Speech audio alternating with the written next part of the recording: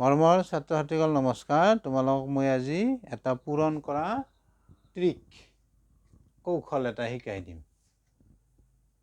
আহাচোন চোৱা, পূৰণৰ মজা চাও আহা। নিয়মটো মই প্ৰথম বুজাই দিছোঁ। চোৱা, এককৰ ঘৰৰ অংক দুটাৰ যোগফল 10 হ'লে আৰু দহকৰ ঘৰৰ অংক কেইটা একে হ'লে যিকোনো দুটা সংখ্যাৰ পূৰণ সংক্ষেপে কৰিব পাৰি। এককৰ ঘৰৰ অংক দুটা 1 আৰু 9 হ'লে কি হ'ব? 9 পূৰণ 1 সমান 9 পাম। কিন্তু আমি কি কৰিম? 9ৰ আগত এটা শূন্য দিলাম। কৰি ল'বা। তে চাবা, এটা মই উদাহৰণেৰে তোমালোকক বুজাই দিওঁ। 35 × 35।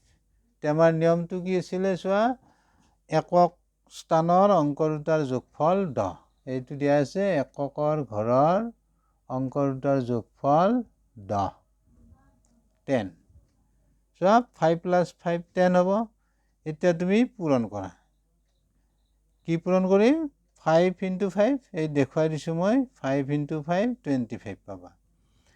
তাৰপিছত তুমি এতিয়া দহক স্থানৰ অংক দুটা কি আছে? একে আছে। আমাক নিয়মটো কৈছে ইয়াতে দহকৰ ঘৰৰ অংককেইটা একে হ'লে একে 3।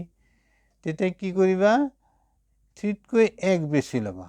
অৰ্থাৎ এতিয়া মই দেখাই দিছোঁ 3 × 3 + 1 4 হ'ব। 4 পাবা। তেতিয়া পূৰণ কৰা। এতিয়া 3 × 4 12 পাবা। 12টো আগত লিখিবা।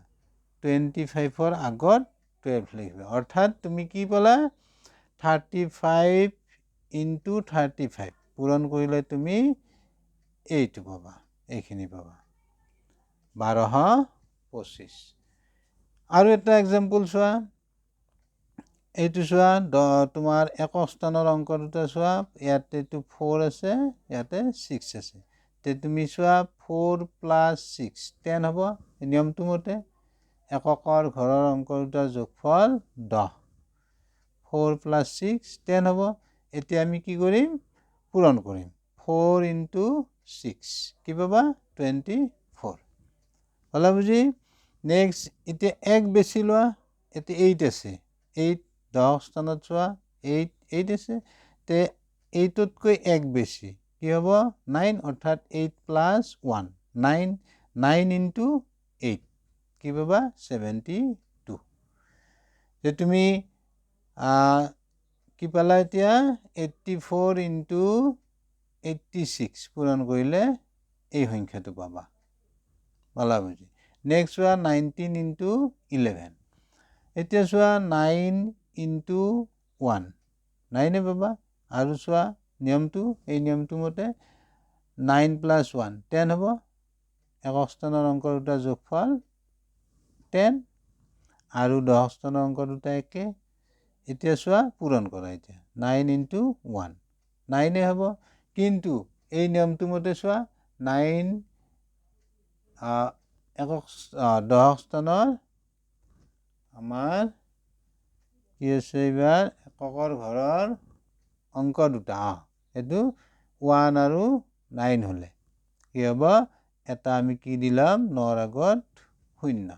তাৰপিছত 1 বেছি লোৱা, 2 হ'ব। 2 × 1 কি পাবা? 2। তে পালা বুজি।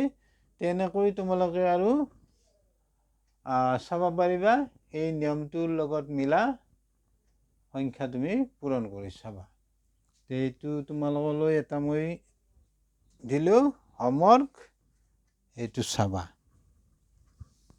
তোমালোকে কৰিবা। মই দেখুৱাই দিছোঁ 2 8 তাৰপিছত 2 2 এইটো তোমালোকে কৰিবা ঘৰত। কি এনচাৰ পোৱা কৰি চাবা। গতিকে তোমালোকে ভিডিঅ'টো কেনে পালা কমেণ্টত জনাবা। আৰু লগতে ভিডিঅ'টো লাইক, শ্বেয়াৰ, ছাবস্ক্ৰাইব কৰিবা। Thank you. Bye by.